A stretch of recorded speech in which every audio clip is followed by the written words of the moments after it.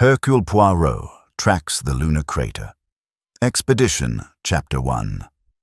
The moonlight that fell too still. In the heart of the Carpathian Mountains, under a sky lacquered in indigo and stars, the lunar crater expedition had established its peculiar base, a fusion of astronomical observatory and elite research retreat. The snow-dusted outpost, perched on a remote plateau, shimmered silver in the moonlight, its domed observatory roof yawning toward the heavens. Though the scientific purpose was clear, lunar impact data, meteor trace analysis, and new satellite positioning, there was something undeniably theatrical about the people it had gathered. On the third night after the new moon, the tranquility was shattered. The body of Dr. Halbricht, the expedition's lead geophysicist and host of the expedition, was discovered lying face up in the snow at the observatory's edge. His spectacles were slightly askew. His eyes, one open, one closed, stared blankly into the void of the night. What struck the others more than the death itself was its silence. No gunshot had been heard, no struggle witnessed. His woolen gloves were missing. His tea, inside the observatory, sat half-drunk and still warm. The group assembled around the scene, each face a flickering mask in the cold. Colonel Matisse, former military and now logistics head for the expedition, was the first to speak. "There are no tracks leading away," he murmured, crunching through fresh snow. "Only his." "You think he simply dropped dead mid-step?" asked Simone Valadon, the French astrophysicist whose sharp tongue was matched only by her brilliant mind. "Or someone followed in his steps and walked backwards to erase theirs," suggested Oliver Brangwyn, the reclusive satellite engineer with a face that seemed to avoid light. Helena Markov, Halbricht's assistant and longtime collaborator, knelt beside the body. She touched his frozen coat lightly. "There's no sign of trauma," she said. "No blood. No bruises." "Could he have been poisoned?" asked Brangwyn again, already pulling a flask from his pocket with shaking fingers. "Or perhaps a heart attack?" No one replied. Each was measuring the others, each wrapped in layers of scientific decorum and personal secrecy. Inside the observatory, the night watch records were quickly reviewed. Halbricht had made one final notation just after 11 p.m. Anomalous light flare east of crater rim. It was written with a shaky hand. That much was clear. The entry was signed with his usual flair, H. But Poirot would later notice something no one else did. The H was formed from the bottom up, a reversed flourish. At precisely 11:13 p.m., the power had flickered. Briefly. It was recorded in the logs, noted by the backup generator's auto-reset. Nothing had seemed amiss at the time. "Whatever happened," said Colonel Matisse, "we must inform the authorities in Cluj immediately. We cannot keep a body on ice, quite literally, until spring." But as the others murmured their agreement, one voice did not join in. "I suggest," said Simone Valadon, arms folded beneath her thick scarf, "that we wait until the arrival of Hercule Poirot. He was scheduled to visit tomorrow, no? Let us not contaminate the scene." A long pause followed. "You invited Poirot here?" asked Helena. "I did," said Valadon. "Halbricht and I feared something." "Feared what?" Valadon only shrugged. The group dispersed uneasily, and a hush fell over the outpost once more. But the snow outside held more than footprints. It held the final moment of a man silenced mid-thought. Somewhere in the metallic chill of those stars above and the thin air below, a motive lingered, unsaid, but very much alive. And as the morning sun turned the silver blue of the night to gold, a shadow moved silently toward the edge of the encampment. A compact man in an impeccable overcoat, stepping down from a snow-dusted automobile with a walking stick and a most distinguished mustache. He paused, surveyed the mountainscape, and muttered to himself in a soft Belgian accent, "A body left to freeze. No violence, only stillness. Ah, mais oui. Someone has tried to make death look like sleep, but death, mon ami, does not drink tea. Chapter 2. The Trace That Should Not Be There. Hercule Poirot stood at the threshold of the observatory, his gaze sweeping the room with the fastidious care of a man attuned to order. The chamber was circular, dominated by a tall central telescope aimed eternally at the heavens, surrounded by bookshelves stacked with logs, almanacs, and charts. Near the hearth, a small table bore a teacup, porcelain with a fine gold rim, and a saucer dusted with sugar granules. Poirot stepped forward and inspected the cup without touching it. "Still stained with a touch of bergamot," he murmured. "Earl Grey. A tea of contemplation, no?" The group had gathered behind him, awkwardly watching his movements. Colonel Mattis's arms were folded rigidly. Simone Valadon leaned against the doorframe, cool and distant. Brangwyn stood just a step behind, nervously twiddling with the zipper on his vest. Helena Markov remained near the desk, her expression unreadable. Poirot turned gently. "Who prepared the tea, if you please?" "I did," Helena said. "I brought it in at 10:45. He was alone. We had argued earlier about the budget for the lunar seismograph. But when I brought the tea, he seemed calmer." "Did he drink from it in your presence?" "Yes," she said. "He took a sip and waved me off. I left." Poirot nodded slightly. "And after that?" "No one else came in," said Brangwyn. "He liked solitude late at night. We were all in the main hall for the mapping review." "Except Dr. Halbricht," added Colonel Matisse. Poirot turned his attention to the logbook on the desk. He studied the last entry. "Anomalous light flare east of crater rim, 2302 H."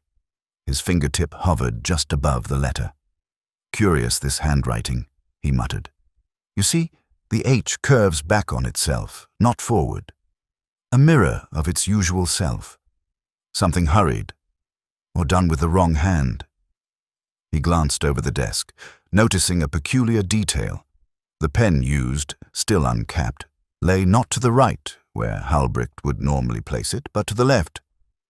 "Dr. Halbricht was right-handed, yes?" Poirot asked. Everyone nodded. "Then perhaps," he said gently, "this was not written by him at all, or he was in great distress. Either case, it is worth our consideration." He crossed to the door. "And now," Poirot said, "we examine the scene of death." Outside, the snow still bore the signature of the previous night's freeze. Halbricht's body had been removed and placed inside the medical chamber, but the imprint of his form remained, a sunken outline in the snow, undisturbed. Poirot walked the perimeter of the observatory, eyes cast down, his every step precise. He paused near a hedge of snow-packed rock, then bent slowly. "There," he said softly. "Do you see it?" They gathered around. At first, no one spoke. Then Helena frowned. "What is it?" "A single drag," Poirot said. "Not a footprint, but a line, as though something was drawn across the surface. A cane, perhaps, or—" He did not finish the thought. Further on, he halted again. "Here, 2 partial prints. Not Halbricht's, much smaller. The snow has begun to settle into them, but they are fresher than his." Brangwyn paled. "That's impossible. The rest of us came out together after finding him." "Impossible." "Monsieur?" Poirot raised an eyebrow. "No, merely inconvenient." He returned to the observatory and picked up a clipboard from the shelf. "This list," Poirot said, "records your equipment logs, yes?" "Yes," said Matisse, "meticulously, as per expedition protocol." "Then," said Poirot, running his finger down the column, "why is the UV imaging lamp logged out at 10:30 p.m., but never returned?" Everyone turned to look at Helena. She stiffened. He asked for it earlier in the day. Poirot stared at her for a long moment. "Did he ask you to retrieve it so late?" She faltered. "No. I assumed he would use it himself." Then someone else did. Silence bloomed in the room. Outside, a wind began to rise, brushing snow off the corners of the observatory roof like whispers unraveling in the dark. Poirot stepped back and gently tapped the clipboard. "There is always a flaw, mes amis," he said. "Even in snow, which some believe erases every sin, but snow, too, remembers, if one knows where to look." Chapter 3. The Circle in the Snow. The central hall of the research outpost had been hastily converted into a makeshift meeting room. The expedition's personnel sat in a strange circle, metal chairs slightly too close together, their coats still draped over shoulders as if none dared to fully settle. Outside, wind scratched lightly against the windows, echoing the tension inside. Poirot stood at the center, turning slowly to regard each face. He did not raise his voice, but when he spoke, everyone leaned forward instinctively. "We are here," he began, "because a man has died under circumstances most unnatural, a man who, by all accounts, was in good health and of sound mind. A man whose final movements do not speak of peaceful reflection, but of disturbance, disruption, perhaps fear." Helena's fingers twitched in her lap. Colonel Mathis leaned back, arms crossed. Valadon remained still as glass, while Brangwen kept glancing between them all, as if looking for a cue. Poirot moved to a chalkboard near the fireplace. With the elegance of a maestro, he drew a perfect circle. Dr. Halbricht died in the snow, within what I shall call a circle of silence. No one claims to have heard a sound. No cries, no argument, no struggle. Yet someone, how shall we say, engineered his death. He turned back. "And so, let us speak of each of you, not to accuse. Non, but to understand." Colonel Mathis responded first. "I was in the cartography wing until nearly midnight. I reviewed the maps with Brangwen." "He can confirm." Brangwen nodded quickly. "Yes. We reviewed thermal topography and trajectory projections. I didn't leave the station until we heard Helena's scream." Poirot turned to Valadon. "Mademoiselle?" "I was in my room," she said calmly. "Reading. I went to bed early. I take sleeping powder at night, which makes my memory a little fogged, but I remember no sound. And I certainly didn't leave my chamber." Poirot nodded. "And Mademoiselle Markov?" "I had tea with him at 10:45, Helena repeated. "After that, I returned to my quarters. I was still awake, editing a paper. Around 11:30, the power flickered. Then, when I went to bring him a set of lunar soil readings, I found him." Poirot said nothing at first. Then he paced slowly. "Curious, yes? Each of you places yourself conveniently far from the scene.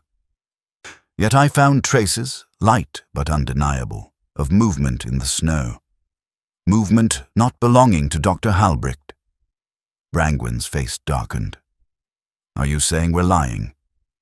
"I say only this, monsieur. Truth is not always in what is said. Often it hides in what is not. For example, none of you have spoken of the last time you saw the UV imaging lamp. Yet it is missing." Colonel Mathis frowned. "We don't inventory it daily. It's stored with the auxiliary gear." "Except it was signed out the night of the death," Poirot said, "and not returned." Simone folded her arms. "You believe it was used in the crime?" "I believe," said Poirot, "that someone needed to examine something invisible to the naked eye. Something reactive. Possibly something written or spilled, perhaps on documents or snow. A message? A signal? A residue?" A pause. Then Valadon asked, "And you believe Dr. Halbricht discovered it?" "I believe," Poirot said quietly, "he may have intended to show it to someone, or perhaps he already had." He stepped into the center of the circle again, tapping his fingers together. "Let us also not forget the reversed signature, a single letter written with the wrong hand, either from panic or from someone imitating." Helena spoke, her voice sharp. "Are you suggesting someone forged the entry?" Not suggesting, mademoiselle. Only by observing. Poirot's eyes lingered on her longer than the others.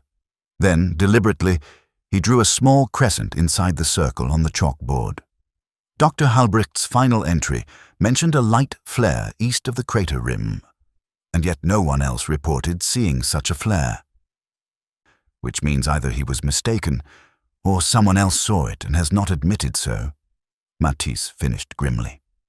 Just so, said Poirot. The wind picked up again outside, moaning faintly across the dome of the observatory. Poirot set the chalk down gently. We are dealing with a crime as elegant as it is quiet. A murder cloaked not in violence, but in calculation, precision. There is a mind at work here, one who thinks in patterns. He gave a small bow. And that, mes amis, is why it interests me. Chapter 4. Poirot's first impressions. The morning after Hercule Poirot had gathered the group for his initial analysis, the day broke with an eerie calm. The light snow had ceased, leaving only dusting over the outpost's angular rooftops and the pristine white landscape surrounding it. There was no sign of further disturbances. But Poirot's sharp eyes had already seen through the thin veil of normality that draped the expedition. He now knew his task was clear. He would turn over every stone, examine every contradiction, and delve into the psychology of each person in this little, self-contained world. As the group filed into the common room for breakfast, Poirot stood by the large window, his gaze drawn to the expanse of snow and the distant peaks. His mind was already working, already placing the pieces into a puzzle that no one else could yet see. "Good morning, mes amis," Poirot greeted them as they entered. His voice, though soft, had an air of finality to it. "I trust you slept well." The room fell into silence, each person offering only a stiff nod or a distracted glance. The sense of unease was palpable. They were all aware that Poirot's presence meant the mystery would soon unravel, but none were yet ready to face the implications of his scrutiny. Poirot turned to face them fully.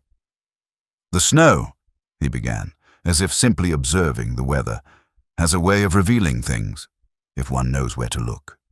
Just as a person's actions, or even their silences, tell a story if one listens carefully." The group exchanged uncomfortable glances, none daring to speak. Poirot continued, his gaze shifting over each suspect.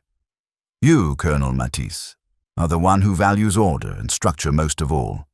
A man of discipline who knows that everything has a place. But tell me, monsieur, do you truly believe that Dr. Halbricht's death was simply a result of fate or circumstance?" Matisse stiffened, his posture straightening. But Poirot saw the flicker of something in his eyes. "I have no reason to think otherwise," the colonel replied, his voice even, though the slight tremor in his hand betrayed him as he took his cup. Poirot's lips curled into a subtle smile, not one of pleasure but of professional interest. "Perhaps, then, you are mistaken." Matisse shifted uncomfortably. "What do you mean?" Poirot gave a small, knowing chuckle. "You are a man of logic, Colonel, but logic can sometimes cloud the truth, no? For you see, I observe in you a man who is anxious. You wish to appear calm, collected, yet the slightest movement of your hands tells me otherwise. Something troubles you deeply, Colonel. What is it?" Matisse clenched his fists briefly, his jaw tightening. "I don't understand what you're implying, Poirot." "Oh, but I believe you do," Poirot said gently. He let his words linger before turning his attention elsewhere, dismissing the colonel's discomfort for now. "Mademoiselle Valadon, you are a woman of intellect, but also, I suspect, a woman of ambition. You have carefully cultivated your image as the brilliant scientist, the sharp mind. But there is something more, is there not?" Simone's lips parted slightly, but she quickly regained composure. "I don't know what you mean," she replied with a coolness that barely masked her tension. Poirot's eyes softened, but his words carried the weight of a silent challenge. "You need to be the center of attention, the star. not just in your field, but in everything you do. How strange, then, that you invited me here under the pretense of assisting with a small matter, when the truth is, you wanted to prove your superiority. Yes? Your brilliance above all others. Simone's gaze narrowed, but she said nothing, her fists clenching slightly beneath the table. Poirot had touched a nerve. He turned then to Brangwyn, the satellite engineer, who had remained largely silent. Monsieur Brangwyn, you are a man who prefers to be alone, a man who speaks in technicalities but keeps his thoughts hidden behind an impenetrable wall. You think no one notices, but I do. Brangwyn looked up quickly, but Poirot could see the uncertainty in his eyes. I don't know what you mean, Brangwyn stammered, but Poirot could tell his defenses were slipping. Ah, but you do, Monsieur Brangwyn, Poirot said quietly, moving closer. You are hiding something. It is not just the lamp. There is more that you are keeping from us. Something that perhaps only you and Dr. Halbricht knew about. What was he planning to expose, monsieur? Brangwyn's face paled, but he remained silent. Poirot turned from him with an air of mild disinterest, his gaze landing finally on Helena Markov. And you, Mademoiselle Markov, Poirot said softly. The devoted assistant, the one who works tirelessly in the shadow of a man you greatly admired. But what if you are not just his assistant, What if you were more? Perhaps a confidant? Perhaps a rival too? Helena stiffened, her face betraying nothing but the smallest twitch in her cheek. I don't understand what you are insinuating. Poirot smiled, but there was no warmth in it. I suggest you consider what you have lost, mademoiselle. You have seen Dr. Halbricht as both mentor and adversary. Your relationship was not as simple as that of a colleague and assistant. Was it? Helena's eyes widened imperceptibly before she quickly masked her expression. You have no idea what you are talking about. Poirot tilted his head slightly, as though savoring the mystery. Indeed I do not, mademoiselle, but I shall soon. He turned to the window once more, his mind processing the subtle signals each had given. The web of deception was beginning to show its threads, and Hercule Poirot had only just begun to pull. Chapter 5. Initial interviews begin. The first of Poirot's interviews was with Colonel Matisse, who had retreated to a small study just off the main hall. Poirot entered with his customary grace, stepping softly over the thick rug as the colonel stood by the fire, his posture rigid, hands clasped behind his back. Ah, Colonel, Poirot said with a measured smile. A man of discipline? Of orders? None. Tell me, how does a soldier fare when faced with chaos?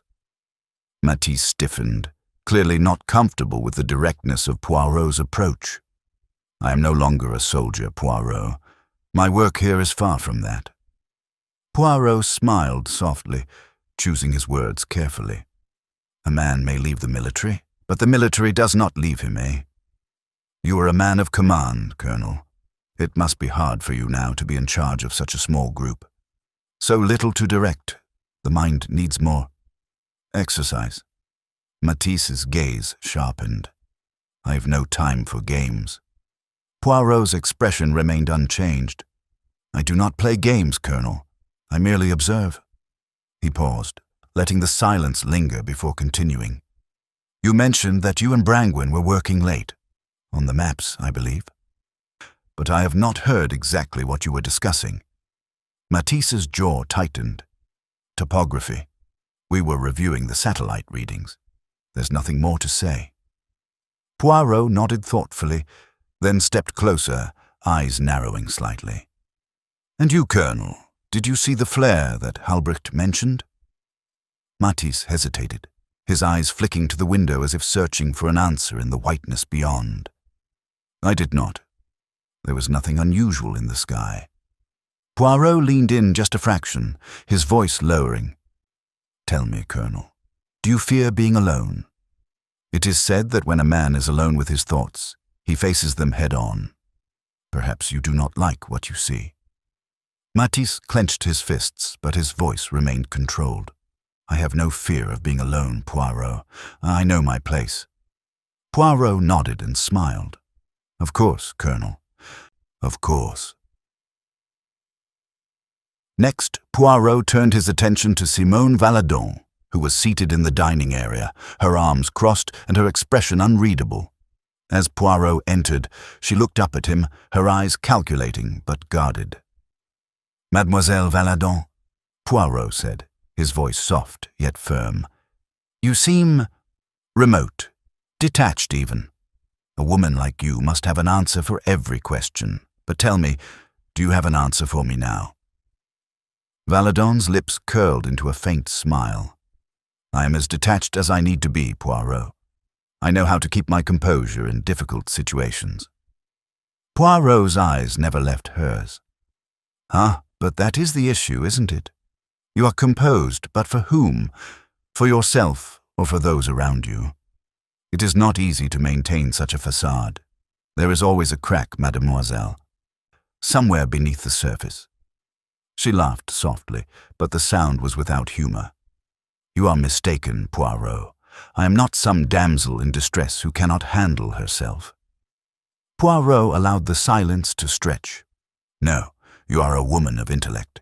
You have an appetite for success and recognition. You wish to be seen as one of the great minds of your generation. But ambition can cloud one's judgment." Valadon's gaze hardened. "You're suggesting that I had a hand in Halbrich's death? For recognition?" Poirot smiled, but there was no warmth in it. "I'm suggesting only that there is more to the story than what you've shared. Your desire for recognition, for approval. Sometimes it causes a person to make choices they might regret. Choices that lead to unfortunate outcomes." The temperature in the room seemed to drop. Valadon looked away, her fingers tapping restlessly on the table. Poirot's final interview for the morning was with Brangwyn, the satellite engineer who had been notably reticent during the earlier discussion. Poirot found him in the workshop, hunched over a series of charts, his brow furrowed as he worked with a small instrument. "Monsieur Brangwyn," Poirot greeted him, his voice calm but commanding. "You are a man who likes control, no?" Brangwyn looked up, his expression blank. "Control over what?" "Over the details. The precision," Poirot replied. "You are an engineer, yes? A man who thrives on data. But data is not the only thing that controls us, monsieur. There are other forces at play, no?" Brangwyn set his instrument down slowly, his eyes narrowing. "I don't understand what you're getting at." Poirot stepped closer. "What does it feel like, Monsieur Brangwyn, to be caught between two minds? To be the quiet observer, but also a participant? To feel that you can't escape your own thoughts, no matter how much you try?" Brangwyn swallowed hard, his face twitching. "I don't know what you mean." Poirot leaned forward, his voice dropping lower. But you do, Monsieur Brangwyn, you do. Tell me about the lamp. Why did you not return it?" Brangwyn's face paled, and his hand trembled slightly as he reached for the instrument. I don't know what you're talking about." Poirot's gaze lingered on him, silent and unyielding. Brangwyn's fingers clenched around the object, his knuckles white. It was clear he was struggling with something, an emotion, a thought that he could not control. Poirot smiled, but it was a smile tinged with a hint of sadness.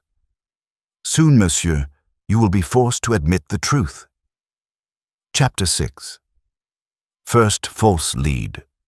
By the time the evening descended over the outpost, an unnerving silence had settled in. The snow was falling once again, this time heavier, covering the ground in a thick, unbroken blanket. Inside, the expedition members were gathered in the common room, their expressions tense. Poirot had taken his leave after the interviews, but his presence still lingered, as sharp and unwelcome as a thorn. It was at dinner that the first false lead arose. A messenger arrived, breathless from the wind. His cheeks were red, his hair disheveled from the brisk walk to the station. He handed a small envelope to Colonel Matisse, who opened it with a sense of unease. "This is from the Cluj authorities," Matisse muttered, reading quickly. His eyes darted between the message and the room. "They've discovered something. The local police found Halbricht's missing gloves, one of them at least in the woods, just outside the observatory." The group fell silent, each person processing the implications. The gloves, one of which was missing from Halbricht's body, had been found some distance away, buried partially in the snow. There was no immediate explanation for their presence, nor for how they had come to be separated from the body. "That's it, then," Simone said, her voice cold. "The case is clear now. Halbricht must have taken the gloves off before he collapsed or fell into whatever it was that killed him. Perhaps he wandered outside, got lost in the storm." Poirot had already returned to his usual seat, the fire casting flickering shadows on his face. His expression was unreadable, but his eyes were keenly focused on Matisse as he processed the report. "Why did he leave the observatory?" Poirot asked softly, his gaze fixed on the colonel. "Why, when the evening was so bitterly cold?" Matisse looked up sharply. "What are you suggesting, Poirot?" "I suggest," Poirot said, his voice calm, "that it is too convenient a discovery. Gloves found far from the body, too clean, too easy." The colonel frowned, his face hardening with impatience. "You're saying the evidence has been planted? Or tampered with?" Poirot's lips thinned into a slight smile. "Not necessarily, but think, mon ami. If Halbricht had walked out into the snow, where were the footprints? There should have been a trail, no? A trail leading from the observatory. We're talking about snow, Poirot." Matisse snapped, the tension rising. "It could have been covered over by the storm, or maybe the wind blew it all away." "And perhaps," Poirot said, "the wind blew away more than just the footprints." A long silence followed as Poirot's words settled in. The group exchanged uneasy glances. Helena spoke first, her voice tinged with doubt. "So, you're suggesting the gloves were placed there on purpose, to mislead us?" Poirot turned his gaze to her, his eyes sharp. "It is a possibility, but we cannot jump to conclusions. We must examine everything, each detail, each piece of evidence. After all, we are not yet in possession of all the facts." Simone's voice broke the tension. "Then we should wait for the authorities to send more information." Poirot's eyes flicked to her. "No, mademoiselle.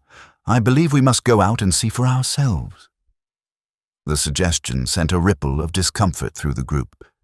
No one spoke immediately, but the idea of venturing into the snowstorm after dark was unsettling. "I'll come with you," Matisse volunteered, his voice tight. "I too," said Simone, her earlier coldness now mixed with something like apprehension. Poirot nodded. "We will go now, but carefully, without making too much noise. The wind may have blown away the prints, but we must still look for signs. Small things. Anything that will give us a clue." Helena remained silent, but her anxiety was palpable. Brangwyn, who had been uncharacteristically quiet, finally spoke. "Perhaps we should wait for the morning light," he suggested. "The snow's too thick for a proper search at night." Poirot turned to him, his expression unreadable. "And what if we find something, someone, before the morning?" Brangwyn's face flushed, and he looked away. No one else said anything as Poirot turned toward the door. The expedition members shuffled reluctantly after him, preparing to venture out into the freezing cold.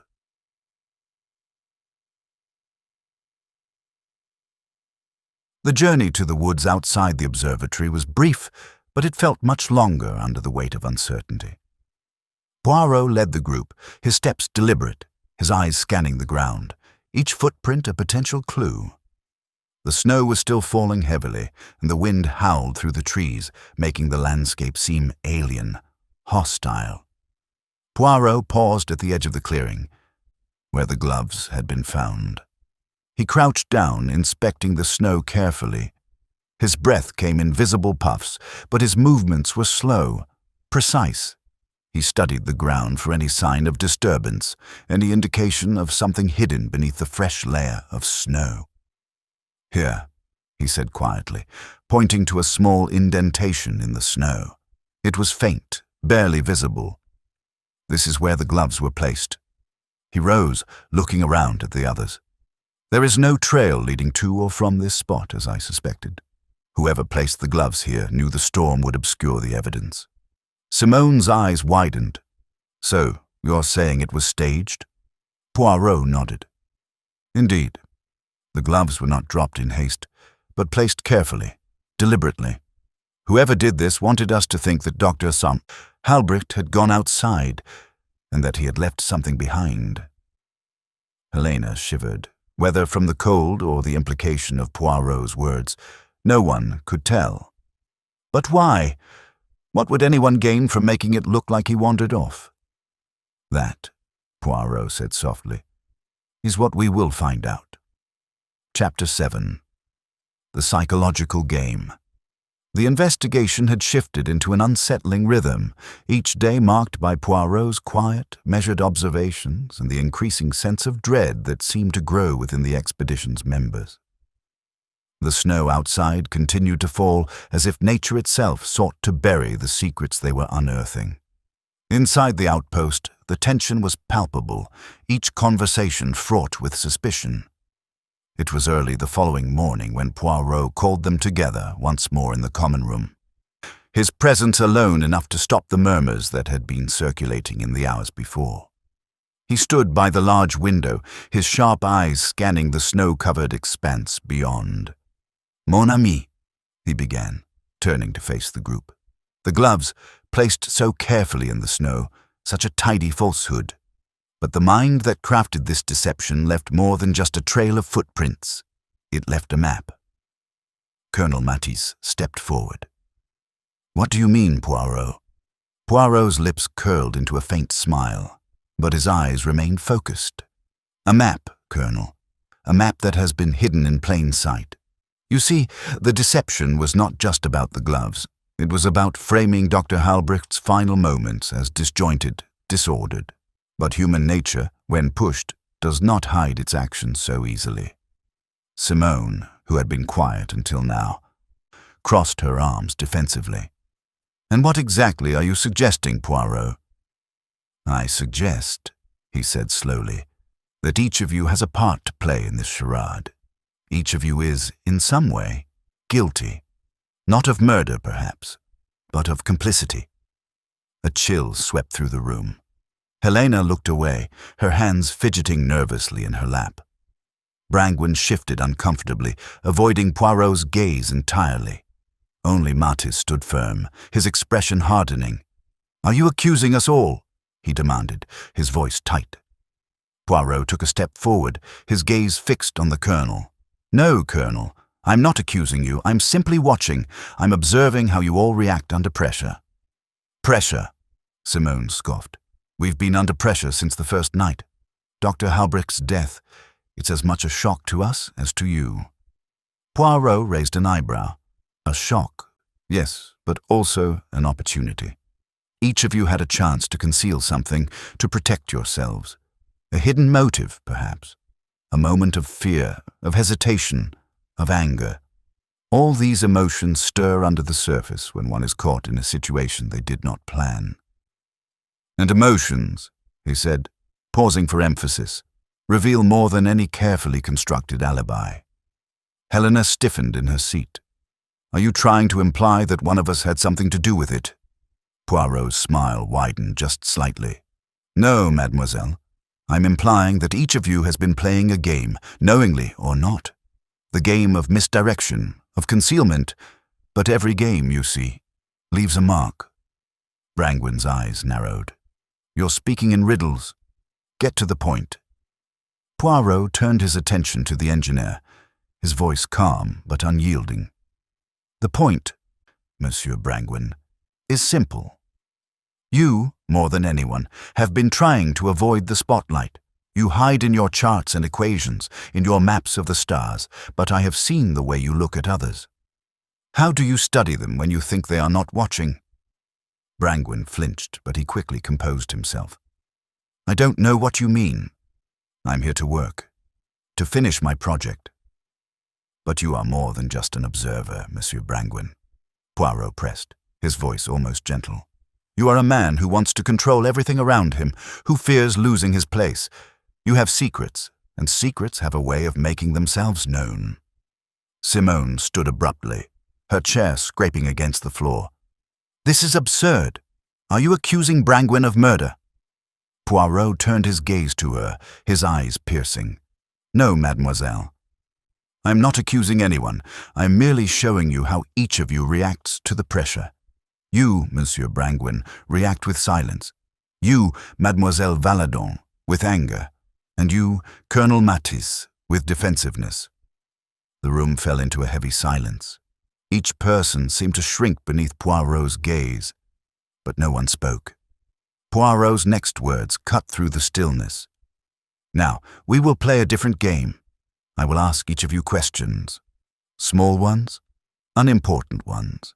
The answers will reveal something you do not yet understand about yourselves, the way you react under pressure when you think no one is watching. Helena, whose nervousness had reached its peak, finally broke the silence. What do you want from us, Poirot? What game are you playing now? Poirot stepped closer to her, his expression softening. I do not play games, mademoiselle. I observe. And soon, you will understand how the smallest details reveal the largest truths. He turned to the others. We are all prisoners of our emotions, of our thoughts. And sometimes, what we think we hide is exactly what we reveal. Poirot took his seat again, his eyes scanning the group once more. Now, I will ask each of you a question, a simple one, and I want you to answer it truthfully. The tension in the room thickened as Poirot's gaze flicked between each person, watching, waiting for them to crack. It was only a matter of time before the answers came. But which one would reveal the truth, and who would be the first to show their hand? Chapter 8, A Secondary Mystery. It was shortly after Poirot's probing questions had stirred the uneasy atmosphere in the common room that the second disturbance occurred, an event so unexpected, yet so precisely timed, that it seemed almost designed to further complicate the investigation.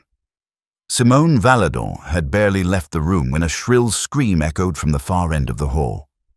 The sound was sharp, chilling, and unmistakable. Poirot was the first to move, his steps quick and decisive, his mind already racing through possibilities. The others followed suit, their faces drawn and anxious as they rushed toward the source of the scream. They found Brangwen standing by the door of the laboratory, his eyes wide with panic, his hand frozen mid-air as though he had just reached for something. A faint, acrid smell lingered in the air. And there, sprawled on the floor before him, lay a small vial of clear liquid. Shattered. Helena was the first to kneel, her eyes widening in horror as she saw the remnants of the shattered vial, its contents staining the floor with a light sheen of oil. What happened? Poirot's voice was calm, though his gaze moved quickly between Brangwen, the broken vial, and the others who had gathered around. I don't know, Brangwen stammered, his voice hoarse. I was just checking the equipment. I came in and saw the vial on the table. I thought it was a mistake. I was about to... Simone stepped forward, her eyes narrowing. This is a poisoned vial, isn't it? She asked, her voice tight with suspicion. Poirot studied the scene for a moment longer before responding. It may or may not be. We will need to examine it carefully. But this, my friends, he said slowly, his gaze shifting to the group, is a most interesting development. Helena stood up, her face pale. But why would anyone bring poison into the lab? Who could possibly have a reason to... Poirot did not let her finish. Exactly, mademoiselle. This is a question that we must answer, and quickly. But what interests me most, I confess, is the timing. A crime of this nature would not typically present itself in such a straightforward manner. Simone's brow furrowed. Do you think this is connected to Halbricht's death? Perhaps, Poirot said, his voice reflective. Or perhaps someone is attempting to create misdirection, a crime within a crime.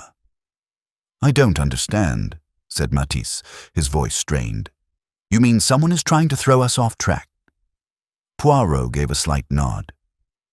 That is one possibility. Whoever broke the vial knew we would find it.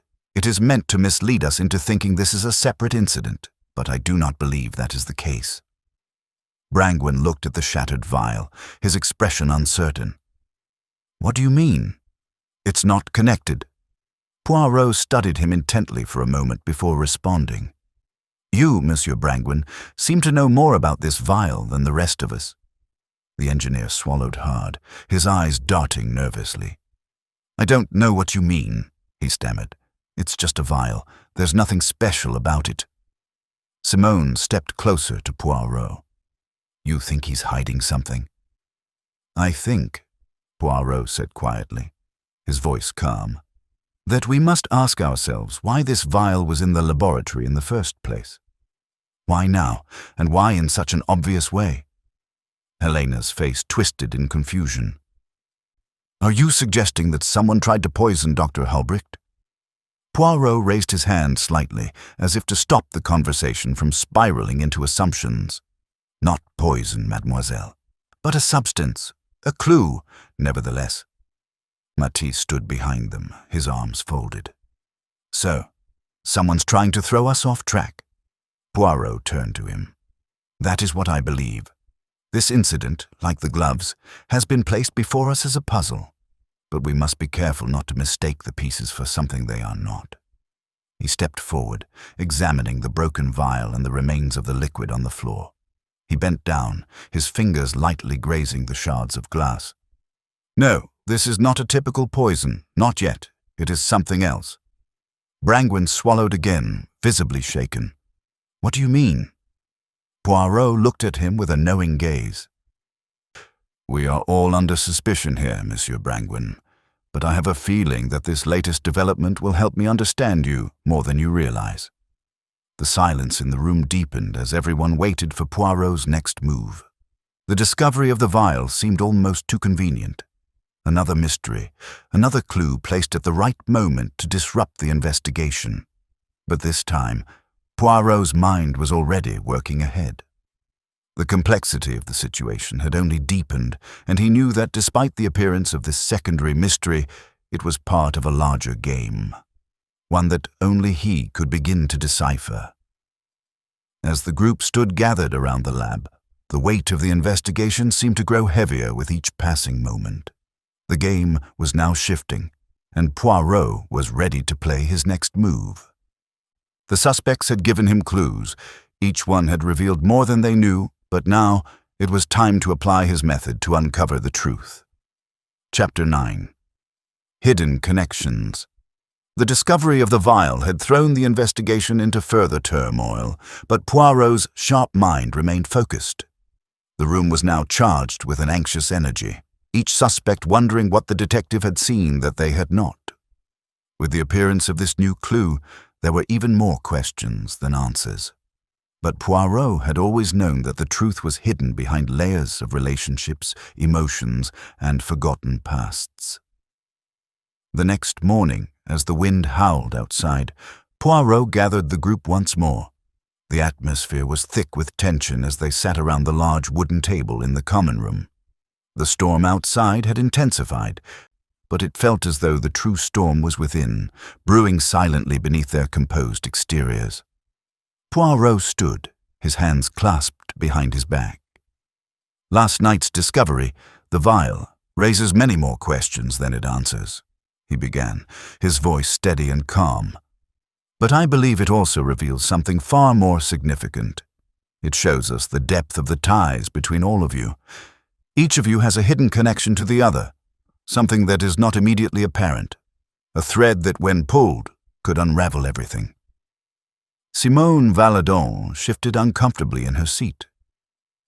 What do you mean by hidden connections, Poirot? She asked, her voice laced with suspicion. Poirot's eyes flicked briefly to her before turning back to the group. What I mean, mademoiselle, is that none of you are here by chance. Each of you has a connection, whether personal, professional, or emotional, to Dr. Halbricht, and each of you is connected to the others in ways you might not realize. Helena looked around, her brow furrowed. You're suggesting that we all knew something about each other, that we were involved in some conspiracy? Poirot's lips curled into a faint smile. Not a conspiracy, mademoiselle, but certainly there are secrets, and secrets. How they are hidden, how they are kept, can tell us more than the truth itself. The room fell silent as each person absorbed Poirot's words. No one seemed willing to speak, but the tension was palpable. Poirot could feel their eyes on him, and he knew that they were all wondering just how much he had already figured out. But he was patient. He would let them speak for themselves. "Colonel Matisse," Poirot said, turning to face the former soldier. "You're a man of control, yes? Of order. You know how to command people, how to lead them. But what happens when your control begins to slip?" Matisse's jaw tightened, but he remained silent. His gaze shifted uneasily, but he said nothing. Poirot continued, his voice soft but deliberate. "You and Dr. Halbricht, I believe, had a complicated relationship. On the surface, it seemed professional, even cordial. But beneath that, there were unspoken tensions. Perhaps you resented his position, his authority in the group." Matisse's eyes flicked briefly to the others in the room, but he quickly regained his composure. "You're wrong, Poirot. Halbricht and I worked together for years. We were colleagues, nothing more." Poirot's gaze never wavered. But colleagues are often more than just colleagues, Colonel. There is always something else beneath the surface, a rivalry, a need to prove one's worth, a desire for recognition. And that, monsieur, is the key to understanding your relationship with Dr. Halbricht. The tension in the room deepened, and Colonel Matisse's clenched fists betrayed his calm exterior. But he said nothing further. Poirot then turned his attention to Simone Valadon. "Mademoiselle Valadon, you are a woman of great intellect and ambition. I do not doubt that you were driven by a desire to prove yourself, to make your mark in the scientific community. But what I wonder is this: what were you willing to sacrifice in order to achieve that goal?" Simone's lips curled into a tight smile, but her eyes were cold. "I sacrificed nothing, Poirot. I worked hard for everything I've achieved." Poirot's eyes remained steady. But that is the point, mademoiselle. You worked hard, yes, but was that all? Did you perhaps believe that your success was inextricably tied to Dr. Halbricht's failure, that you could not rise unless he fell? Simone's face flushed with anger. "That is ridiculous. I never wanted Halbricht to fail. We were partners in our work. You have no idea what you're talking about." Poirot nodded slowly, his gaze never leaving her. "Perhaps not. But I do know that envy, when left unchecked, can lead to dangerous things, and I have a feeling that there is more to your relationship with Dr. Halbricht than you are willing to admit." Simone's eyes narrowed, but she remained silent. Poirot then turned to Brangwyn. "Monsieur Brangwyn, you're a man of precision, a man who prefers to work in the background, unnoticed. But sometimes, monsieur, it is the quietest voices that hold the most power." Brangwyn's hands trembled slightly, but he refused to meet Poirot's gaze. "I don't know what you mean," he muttered. Poirot's voice was gentle, almost sympathetic. "You've been hiding something, Monsieur Brangwyn. Something about the satellite project. Something you and Dr. Halbricht were working on. But you did not want anyone to know, did you? You were afraid that the truth would come out. Afraid that your work would be exposed." Brangwyn swallowed hard, his throat dry. I don't know what you're talking about." Poirot's gaze softened, but his words were no less firm. "You do, monsieur. You do. The truth has a way of revealing itself, no matter how hard we try to keep it buried." Helena's voice broke the silence. "What is it you're implying, Poirot? That we're all hiding something? That none of us is who we appear to be?" Poirot turned to face her, his eyes soft but knowing. "Not hiding, mademoiselle, but concealing. Each of you has kept something from the others, a thought, a desire, a fear, and those secrets have brought you all to this moment." He paused, letting the weight of his words settle on them.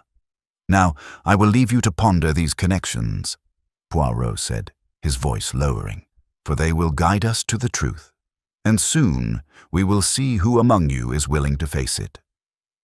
Chapter 10. Poirot's Secret Clue.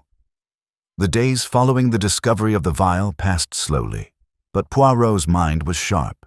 Each observation he made a small step toward unraveling the truth. While the others fretted and debated, Poirot remained quiet, always watching, always listening. His focus was razor-sharp, and he knew that the smallest inconsistency might hold the key to the puzzle. Poirot sat at a desk in the common room, his eyes scanning the equipment logs and various reports. He had already observed everything there was to observe in the present, but his mind always looked back, retracing steps, analyzing what had been missed. It was while going over the satellite equipment logs that he noticed the discrepancy, a minor detail, easily overlooked by anyone else, but to Poirot it spoke volumes. The logbook showed an access request for satellite data, made just hours before Dr. Halbricht's death. The request had come from Halbricht himself, but the time was off, an inconsistency in the hours. The log was time-stamped just a few minutes earlier than anyone had originally thought. It was a subtle change, but to Poirot, it suggested something important. Someone had been tampering with the timeline. Poirot leaned back in his chair, the clues beginning to align. The timing was too perfect, too calculated. The question now was, why? Why had someone altered this particular detail? It was clear that whoever had made the change was trying to shift the perception of events. Poirot's gaze wandered to the corner of the room, where a fire flickered softly in the hearth. The warmth was comforting, but the storm outside raged on, just as the tension inside the outpost had been building steadily. Poirot's thoughts raced as he considered the possible implications of the altered log entry. He stood and paced around the room, running his fingers through his mustache. This was the breakthrough he had been waiting for, the clue that would connect all the dots. But the question remained, who would have the motive to alter the log, and why had they done so in such a subtle manner? The others, though they had remained quiet for the most part, were not blind to the changes in their environment. Brangwyn had seemed nervous, his eyes darting around when Poirot had asked him about the satellite equipment. Helena had appeared too eager to dismiss Poirot's questions, as if she feared they might get too close to the truth. Even Simone, who had been so self-assured, had faltered when Poirot probed her about her relationship with Halbricht. But it was Colonel Mattis who had caught Poirot's attention the most. His behavior had been too controlled, his responses too precise. It was almost as though he were hiding something important. Poirot had noticed the way Matisse's eyes had flicked to the door when the vial was mentioned, as though he were worried that something would be discovered. Poirot's mind shifted back to the altered log entry. The clue was small, but it was significant. It was the first tangible piece of evidence that suggested someone had been trying to manipulate the investigation. But who? And why now? As Poirot continued to puzzle over the information, he was interrupted by a soft knock at the door. It was Simone, her face tense but composed as always. "Poirot," she said, her voice tight. "I need to speak with you." Poirot gestured for her to sit, his eyes never leaving her face. "Mademoiselle Valadon, what is it?" Simone took a seat, her posture rigid. "I want to tell you something," she began, her voice low. "Something that I should have told you earlier. I've been holding back, but it's time to speak the truth." Poirot's eyes gleamed with interest. This was unexpected. He had been expecting her to be more guarded, more defensive. But here she was, willing to open up. The question was, what had changed? Simone hesitated before continuing. I was in the laboratory the night Halbricht died. I didn't tell anyone because I didn't want to cause a panic, but I saw something. I saw Brangwyn near the equipment just before the incident. Poirot's heart raced. This was it, the first real lead. Simone was offering him a piece of the puzzle, one he could not ignore. "Brangwyn?" Poirot asked, his voice steady but sharp. Simone nodded, her eyes filled with uncertainty.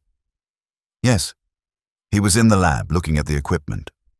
I didn't think much of it at the time, but now I wonder if he was tampering with something." Poirot stood silently, his mind already calculating. This revelation could change everything. He had known that Brangwyn was hiding something, but now it seemed he might have had a much greater role in Halbricht's death than anyone had thought. Poirot turned to Simone, his expression unreadable. "Thank you, mademoiselle," he said softly. "This changes things." As Simone left the room, Poirot stood by the window, his mind spinning.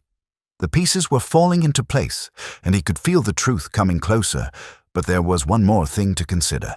The small clue he had uncovered in the log was only part of the picture. He would need to confront Brangwyn directly, and soon. The investigation was far from over. But now, with this new revelation, Poirot felt a renewed sense of determination. The mystery was no longer just a puzzle. It was a game, and he was ready to play. Chapter 11. Tensions rise. The atmosphere in the outpost had shifted irrevocably. The morning after Simone's revelation, the group seemed more fractured than ever. The air was thick with suspicion, and the quiet buzz of whispered conversations echoed throughout the corridors. Each person had retreated into their own thoughts, unwilling or unable to speak openly. Poirot, ever the observer, watched them carefully, taking note of every slight glance, every sudden movement. Simone had confided in him, but Poirot knew that this information was but a single thread in a much larger tapestry. The truth, he was sure, lay hidden behind layers of deception and half-truths. Brangwyn's behavior was already under scrutiny, and Poirot had no doubt that the engineer would eventually crack under the pressure. The group gathered in the common room, where the tension was palpable. Colonel Matisse was at the table, his back stiff, eyes fixed on the wall as if trying to block out the rest of the room. Simone stood by the window, staring out into the white expanse, her arms crossed tightly. Helena, her fingers fidgeting nervously, sat at the far end of the room. Brangwyn, who had been unnervingly quiet, was pacing in the corner, his face pale. Poirot entered, his presence like a weight on the room. They all turned to him, some with unease, others with defiance, but no one spoke. He was keenly aware of the shift in the group dynamic. The puzzle was growing more complex, and each person was now playing their part with calculated precision. "Monsieur Brangwyn," Poirot began, his voice smooth yet firm, "you have been rather quiet, no? I believe it is time for us to speak." Brangwyn stopped pacing, his eyes flicking nervously between the others. "I have nothing to say," he muttered, his voice low. "I've already told you everything I know." Poirot's eyes sharpened. "Ah, but monsieur, I believe there is something you have not told us. Something that you are reluctant to reveal." Brangwyn's shoulders tensed, but he said nothing. The room was silent, save for the distant howl of the wind outside. Poirot stepped closer, his gaze never leaving the engineer. "You were in the laboratory the night Dr. Halbricht died," Poirot said, his words cutting through the tension like a knife. "You were not only present, but you were, how shall I say, actively involved." Brangwyn's face paled, and for a moment, Poirot saw the flicker of panic in his eyes. I didn't do anything," Brangwyn stammered, his voice rising in pitch. "I was just what, monsieur?" Poirot interrupted gently. "Just trying to cover your tracks? Or were you trying to ensure that no one else would see what you were doing?" Helena stood abruptly, her face flushed with anger. "You're accusing him of something he didn't do. This is absurd." Poirot turned to face her, his expression unreadable. "Mademoiselle Markov, I'm not accusing anyone. I'm simply stating the facts. Monsieur Brangwyn was in the laboratory that night, and he knows more than he is letting on. The question is, why is he hiding it?" Brangwyn opened his mouth to speak, but was silenced by a sharp look from Poirot. "There is no need for words, monsieur," Poirot continued. "Your actions speak for you. You were near the equipment that night, you were near the satellite logs, and you were the one who failed to report the altered log entry." Simone's eyes widened at this, and she took a step closer to Poirot. "You're saying he changed the logs?" Poirot nodded slowly, his gaze never wavering from Brangwyn. "Precisely. Monsieur Brangwyn altered the timestamp, which would have given him an advantage in controlling the narrative. But the question is why?" Brangwyn, his face now flushed with guilt, shifted uneasily. It wasn't supposed to happen like this," he muttered, his voice barely audible. Poirot's voice softened, his tone laced with the quiet power of someone who had already won the game. "Ah, but it has happened, monsieur, and now we must all face the consequences." Simone took a deep breath, her expression shifting from anger to a more thoughtful contemplation. "So you're saying Brangwyn killed Halbricht because of the logs?" Poirot's eyes gleamed with a hint of amusement. "No, mademoiselle. I'm not suggesting that at all. What I am suggesting is that the truth is far more intricate than any one of us has yet admitted. There are hidden motives, connections that run deeper than we realize."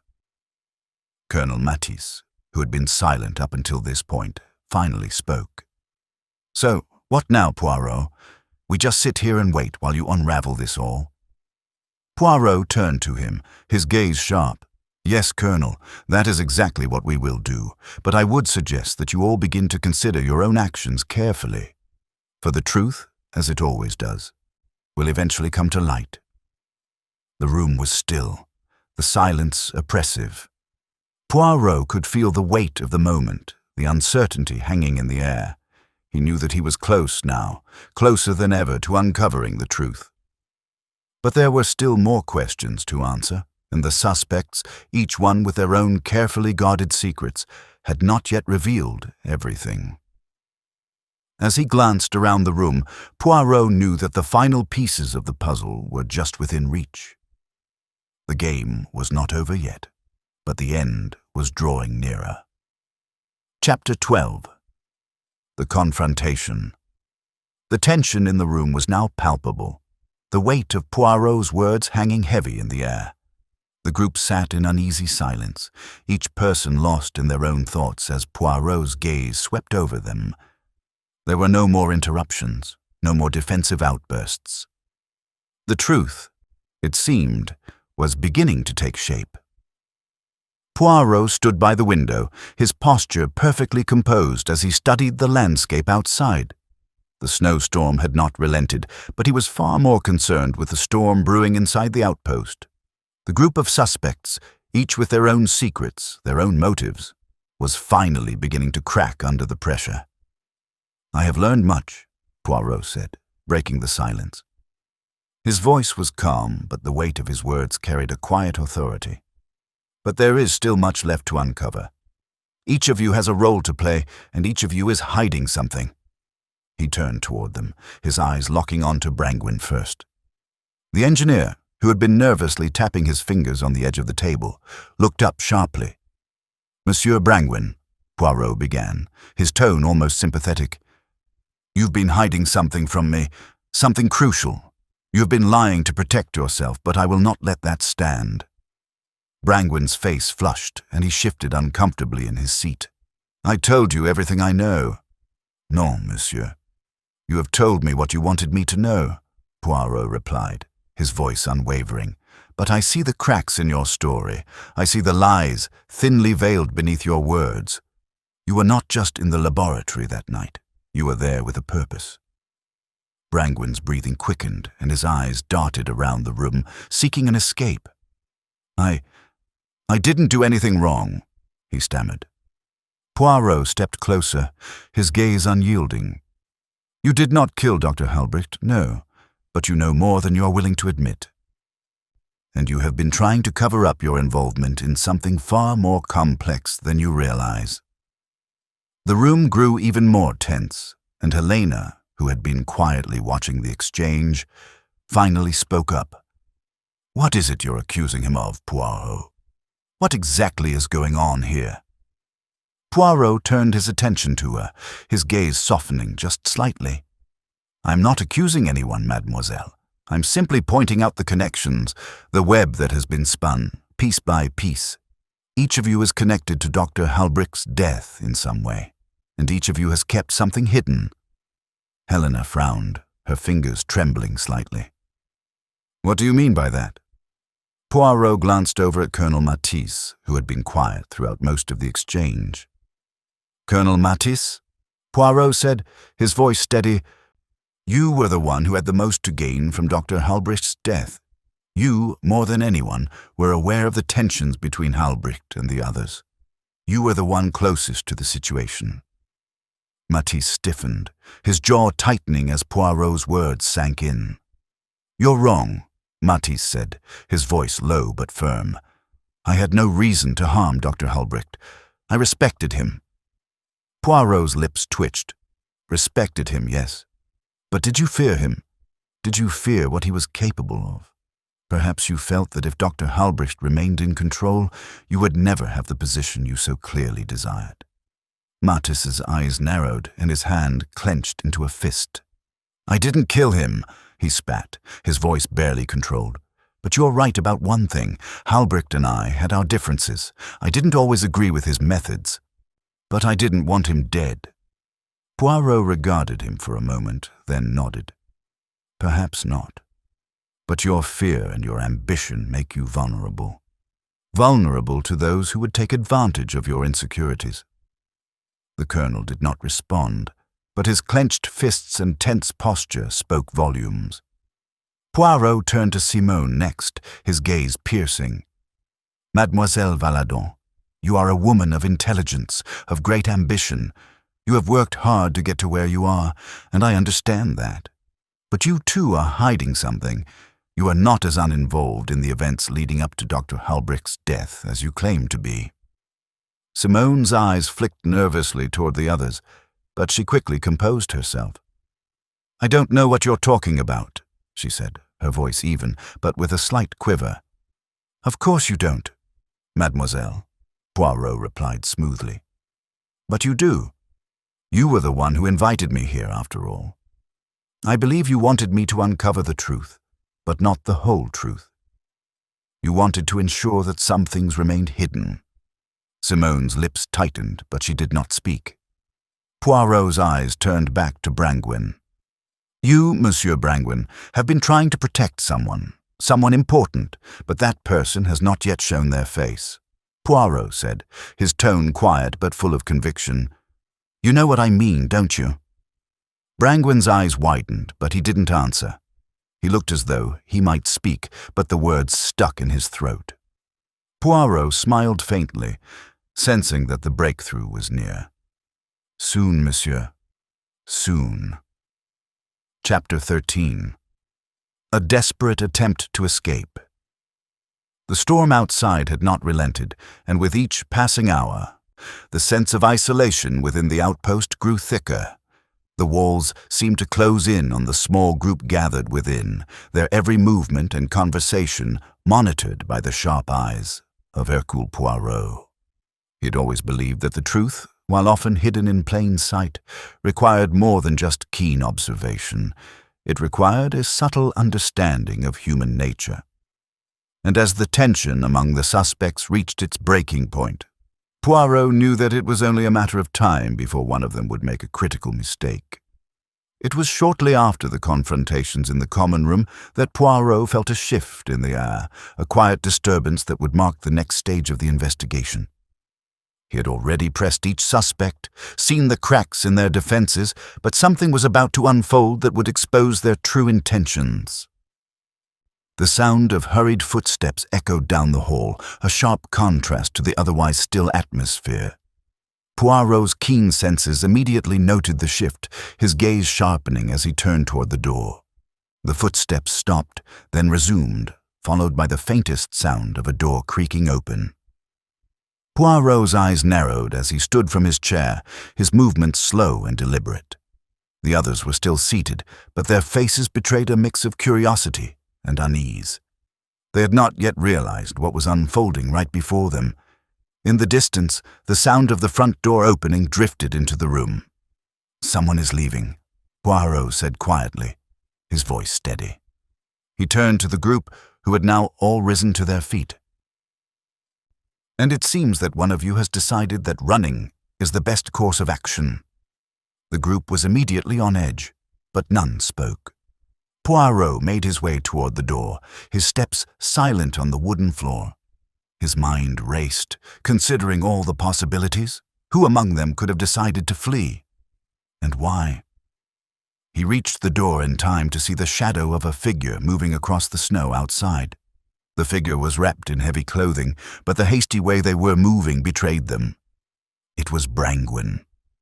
Poirot's instincts kicked in, and he stepped into the cold, snow biting at his face as he made his way toward the fleeing engineer. Brangwyn was already at the edge of the property, just about to disappear into the forest, when he stopped, suddenly aware of the pursuit. He turned, his breath heavy in the cold air, his eyes wide with panic. "Brangwyn!" Poirot called out sharply, his voice carrying across the stillness. "Where do you think you are going?" The engineer froze for a moment, then turned to face him, his expression torn between defiance and fear. "I'm not running. He paused, his voice faltering. "I just needed to get out. I couldn't stay there any longer." Poirot stepped closer, his gaze unrelenting. "You could not stay? Or you did not want to face the truth?" Brangwyn's eyes flicked to the ground, as though struggling to find the right words. I didn't do anything wrong. I'm just—" "Lying?" Poirot interrupted, his voice gentle but firm. "You lie to yourself, Monsieur Brangwyn, and it is that lie that has led you here. To this moment." Brangwyn shifted, his body tense as though considering his options. But Poirot could see the internal battle waging within him. "You don't understand. I couldn't let it all come out. If anyone found out what really happened—" "What really happened?" Poirot asked softly, stepping closer. "Tell me, monsieur, what is it that you are hiding?" Brangwyn's breath quickened, and his eyes darted back to the outpost, as though the walls themselves were closing in on him. "It wasn't supposed to happen like this," he muttered under his breath, almost to himself. Poirot's expression softened, but only slightly. "No, Monsieur Brangwyn, it was not supposed to happen at all, but it did. And now you must face what you have done." The engineer took a shaky step back, his shoulders slumping. "I never meant for it to go this far. I only wanted to protect myself." Poirot's eyes narrowed, and he tilted his head slightly. "Protect yourself from what, monsieur? From the truth?" Brangwyn looked up, his face pale and drawn. "From everything. I didn't kill him, but I knew more than I should have. I knew about the project, about the things he was planning to expose. I couldn't let it all come out. Not like this." "Ah," Poirot said, his voice almost thoughtful. "You were protecting your secret. Not just Dr. Halbricht's, but your own. You were complicit, but you did not kill him. That is the truth, n'est-ce pas?"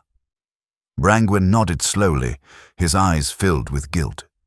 "I never meant for any of this to happen." Poirot regarded him for a moment longer, then nodded.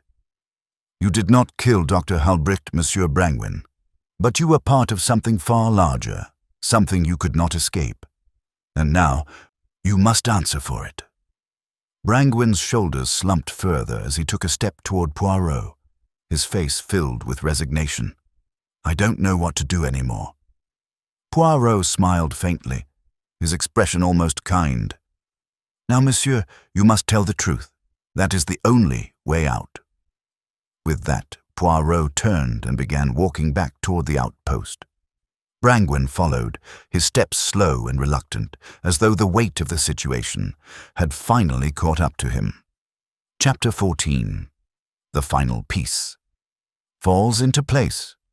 The heavy door to the common room creaked open, and Poirot stepped inside, followed by Brangwen, whose shoulders sagged with the weight of his admission. The others were already gathered, their expressions a mix of suspicion, curiosity, and the tense anticipation that had hung over the outpost for days now. Simone stood first, her arms crossed tightly, but her eyes softened slightly as she saw the defeated look on Brangwen's face. The Colonel and Helena were silent, their faces betraying nothing, while Mattis appeared to be scrutinizing the engineer, as though deciding whether or not to speak. Poirot closed the door behind him, his gaze sweeping over the group. His movements were deliberate, and there was a sense of finality in the way he carried himself. He had uncovered the truth, or at least the core of it. But the last pieces of the puzzle needed to be placed in front of the group so they could see the entire picture unfold. "Everyone, please sit," Poirot said, his voice calm yet authoritative. "We have reached the final stage of this investigation." Brangwen remained standing, his eyes cast downward. He didn't look at anyone, not even Poirot. He had confessed in his own way, but the weight of his actions had clearly taken a toll. Poirot took a seat, motioning for the others to do the same. His eyes lingered on each of them, but he did not speak immediately. He let the silence stretch, allowing the tension to build once more. "We have arrived at the moment of truth," Poirot finally began. His voice was firm, and there was no trace of doubt in his words. Dr. Halbricht did not die because of a simple accident, nor was his death the result of a spontaneous crime. No, my friends, his death was the result of a carefully orchestrated plan, a plan that involved each of you. There was no immediate response, just the stillness of disbelief, but Poirot could sense the shift in the room, the way the group leaned forward, eager for the truth to be revealed. The truth is that Dr. Halbricht had uncovered something that could have changed everything, Poirot continued, his voice steady. The project he was working on, his research into the lunar impact data and the satellite positioning, was not just about science. It was about something much more, something dangerous. Matisse's eyes flickered at this, but he did not speak. Dr. Halbricht had discovered a flaw in the data, Poirot said, pausing to let the weight of his words settle. A flaw that threatened to expose something that certain parties would have gone to great lengths to keep hidden. He had found a way to predict seismic activity, a discovery that could lead to enormous financial and political consequences. Simone's eyes widened.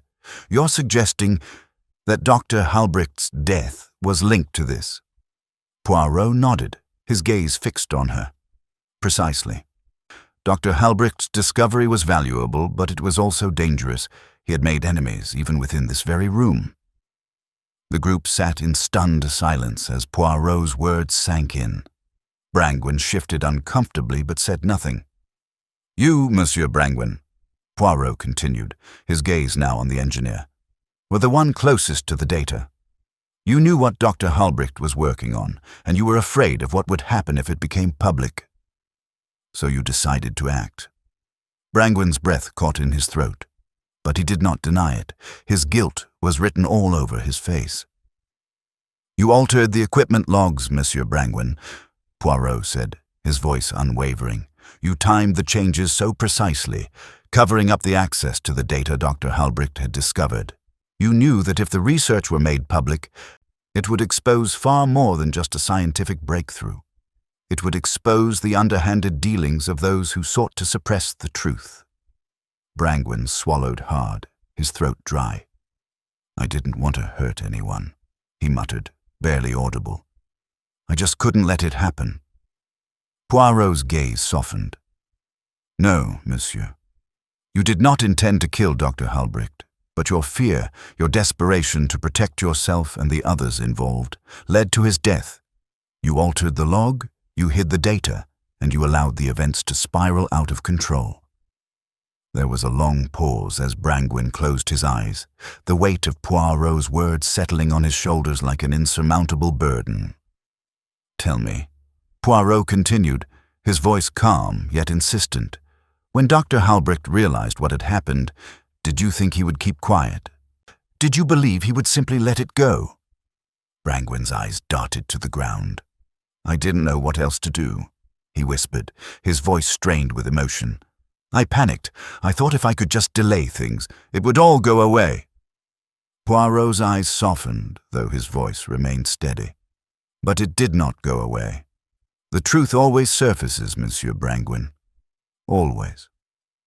He turned his gaze to the group once more, his eyes sweeping over each face. Dr. Halbricht's death was not a random act. It was the culmination of a series of choices made by those who feared the truth. And in the end, those choices cost him his life. The room was silent for a long moment, the weight of Poirot's words pressing down on the group. No one spoke, and no one moved. Poirot stood, his posture straight and confident. "But the truth has come to light now. And while the consequences of your actions may not be over, you have all been given a chance to face the truth." He paused, his gaze lingering on each person in a turn. "And with that, we have arrived at the end of this particular investigation." Chapter 15. The Final Gathering. Poirot stood before the group, his sharp gaze sweeping over each of them. The storm outside howled, but inside the common room only silence remained. The time had come. "Ladies and gentlemen," Poirot began, his voice steady and unyielding, "we have reached the end of this investigation. The truth has been uncovered, and it is far more complex than anyone could have imagined." He paused, letting the tension settle in the room. "The death of Dr. Halbricht was not a random tragedy. It was a consequence of your actions. Each of you played a part in this chain of events." Simone shifted uncomfortably in her seat, but Poirot's eyes remained fixed on her. "You, Mademoiselle Valadon, desired recognition, but in your ambition you missed the risks. You tried to rise above, but overlooked the cost." Simone's lips tightened, but she did not respond. Poirot's gaze moved to Colonel Matisse. "And you, Colonel, feared Halbricht's power. You knew his research could undermine your position, and that fear pushed you to make dangerous choices." Matisse looked away, his jaw set tight, but he remained silent. Poirot then turned his attention to Brangwyn. "You, Monsieur Brangwyn, tried to protect yourself, hiding the truth about the data. You altered the records, thinking that would keep your secret safe. But fear led you to the wrong path." Brangwyn avoided Poirot's gaze, his hands trembling. "And you, Mademoiselle Markov," Poirot continued. "You were loyal to Dr. Halbricht, but that loyalty came with doubts. There were things you knew, but you chose silence, fearful of the consequences." Helena's fingers clenched tightly in her lap, but she said nothing. Poirot took a deep breath, his voice becoming softer.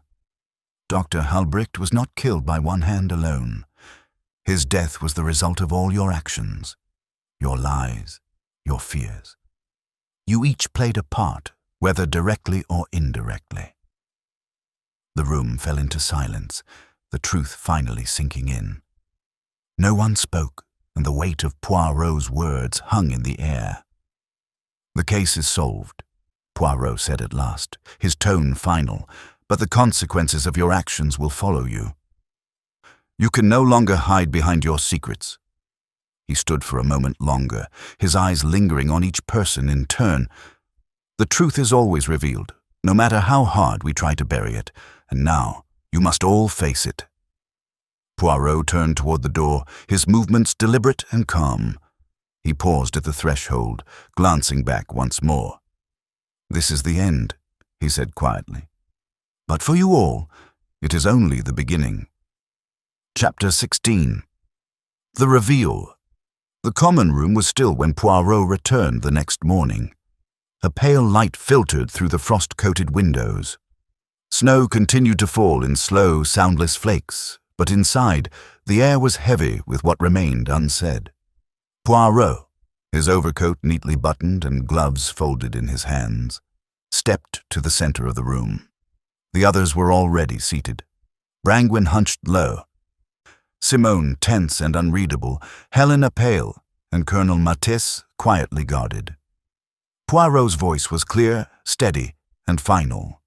"Now, mes amis, you shall hear everything, not theories, but the truth." He paused, scanning their faces. Dr. Helbricht had discovered more than a scientific anomaly. He found a falsified data stream in your satellite logs, Monsieur Brangwyn. Proof that someone had altered the results of seismic readings. He intended to expose this to the broader scientific community. Brangwyn opened his mouth, but Poirot raised a hand. "You did not kill him, but when you realized Helbricht knew, you tried to delay him. You altered the access logs to confuse the timeline. You believed you were buying time.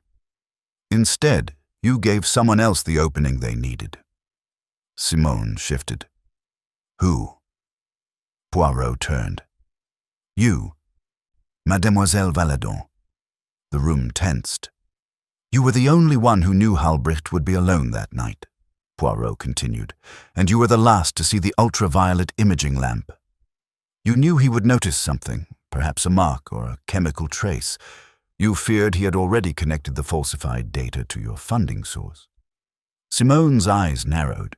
"You have no proof." "But I do," Poirot said calmly. "In Dr. Helbricht's final log, the reversed H was not his handwriting, it was yours, written in haste, in mirrored form, by someone left-handed. You are the only one here who is." Helena gasped softly. Poirot stepped closer. "You intended only to frighten him, to steal the report, to buy time. But there was a struggle, no bruises, no blood, because you used chloroform left behind on the collar of his coat. Traces remained. When he collapsed in the snow, you panicked. You placed the glove near the woods to suggest disorientation." Simone stood, but Poirot's voice rose. "Non, mademoiselle. Sit." She sat slowly, her expression blank. Poirot's voice lowered. "You were not malicious. You were afraid. You thought if Helbricht's research became public, your name, your future, would be destroyed." Simone stared at the floor, unmoving. Poirot looked at the others. "Now you see. It was fear that moved all of you, but only one allowed that fear to become fatal." He bowed his head slightly. "The authorities will arrive soon. The rest is no longer mine to resolve." Outside, the wind howled once more. Chapter 17, Outcome and Justice. The aftermath of the revelation settled over the group like a blanket of cold. The storm outside had subsided, but inside the outpost, the chill remained. Poirot stood by the window, his hands clasped behind his back, watching the last of the snowflakes drift to the ground. The final pieces had been put in place. The truth was out, and justice was within reach. Simone Valadon, once composed, now sat at the table, her face drained of color. Her hands trembled as she clasped them tightly, her gaze distant. Colonel Matisse, ever the soldier, stood by the door, his face a mask of unreadable tension. Brangwyn, still shaken by his own admission, had withdrawn to a chair in the corner, his eyes darting nervously between Poirot and the others. Helena, who had been quiet throughout the revelation, now looked at the floor, her mind no doubt racing through the consequences. Poirot turned from the window, his gaze settling on each of them. Now that the truth is known, what remains is a question of justice. Simone looked up, her voice barely above a whisper. "Justice? What do you mean by that?" "I didn't kill him. I didn't intend to kill him." Poirot's eyes softened, but his words were firm. "No, mademoiselle, you did not kill him, but you caused the circumstances that led to his death. The fear, the secrecy, the actions of every one of you. They were all part of the chain that brought us here. Each of you bears responsibility. Simone's eyes welled with tears, but she remained silent. Poirot turned to Matisse. Colonel, you feared Halbricht's discovery. You feared losing your position. You allowed the pressure of that fear to cloud your judgment. But in the end, you are not the one who took his life. Matisse stood still, his face rigid. What happens now? He asked, his voice tight. Poirot glanced toward Brangwyn. Monsieur Brangwyn, you feared exposure. You altered the logs, tried to conceal the data. You thought you could protect yourself, but in doing so, you sealed Dr. Halbricht's fate. Brangwyn did not speak. He simply nodded, the weight of his actions clear in his eyes. Poirot's gaze shifted to Helena. And you, Mademoiselle Markov, were loyal to the doctor, yes. But you kept secrets, just as the others did. You knew more than you let on, but your loyalty blinded you to the consequences. Helena met Poirot's eyes, her face flushed with shame. She nodded slightly, but did not speak. Poirot took a deep breath. You are not criminals in the traditional sense. You did not murder Dr. Halbricht, but each of you is responsible for the web of fear and secrecy that led to his death. And now, the consequences are yours to face. The room was still. The truth had been exposed, and now it was time for each of them to reckon with it. Poirot turned toward the door, signaling the end of the investigation. The authorities will arrive soon. What happens next is in their hands. The group sat in silence as Poirot made his way to the door. He paused before leaving, his voice soft but resolute. The truth, mes amis, is always the final judge, and it is always the one that brings the greatest consequences. With that, Poirot stepped out into the cold, leaving the group to face the inevitable. Justice would be served, but for them, the price had already been paid. Chapter 18. The closing remark. Poirot stood at the threshold of the outpost, his figure framed against the doorway, the cold wind biting at his coat. The others remained behind him, trapped in their own thoughts as the sound of the approaching authorities echoed in the distance. Their time for reckoning was drawing near. For them, justice had been served, but the burden of guilt would linger much longer. The detective's work was done. He had unraveled the mystery, exposed the tangled web of fear, ambition, and secrecy that had led to Dr. Halbricht's death. He had pieced together the final clues and brought the truth to light. But Poirot knew that for those involved, the real consequence would not be in the hands of the authorities. It would be the weight they would carry with them forever, the knowledge of what they had done, or what they had allowed to happen. As the wind howled outside, Poirot turned back to face the room, his gaze sweeping over each of the suspects one final time. His voice, though calm, carried a weight of finality. Mes amis, he began, his words soft but precise. I have done what I came here to do. I have uncovered the truth. You now know what lies between each of you, what secrets you carried that have led to this moment. Simone, still seated, her hands folded in her lap, raised her eyes to meet his. Her face was a mixture of relief and regret, but the bitter realization had set in. Colonel Matisse, once the stalwart leader, stood rigid, his eyes fixed on Poirot. No words had passed between them, but the understanding was mutual. Matisse had feared the doctor, but now he understood the price of his fear. Brangwyn, who had barely spoken since the final revelation, was silent as ever, but the anguish in his eyes spoke volumes. He had tried to protect his secret, but in doing so, he had condemned a man to death. Helena, her face flushed with emotion, had no more questions. The truth had shattered whatever illusions she had left about loyalty and self-deception. It was now clearer than ever. She, too, had played a role. Poirot paused, allowing his words to settle. You have your truth now, he said, but justice, mes amis, is not always so clear-cut. You did not murder Dr. Halbricht directly, but you allowed your fears and ambitions to lead you down a path that ended in his death. and that is something you must live with. He walked to the door, taking a final glance over his shoulder. Remember this. The truth, as difficult as it may be, is always the final judge, and it is often the truth that reveals the darkest parts of ourselves.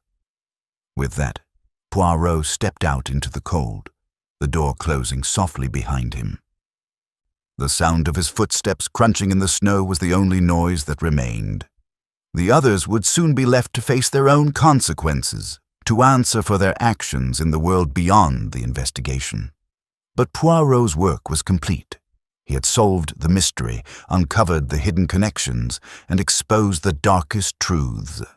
Now, all he had to do was leave them to reckon with it, and as the wind carried the weight of his final thoughts, Poirot couldn't help but reflect on the nature of truth and justice. It was a lesson he had learned many times before, but each case, each revelation, left its own mark. With a final glance back, he walked away into the snow, the investigation behind him, but the truth forever etched in his mind.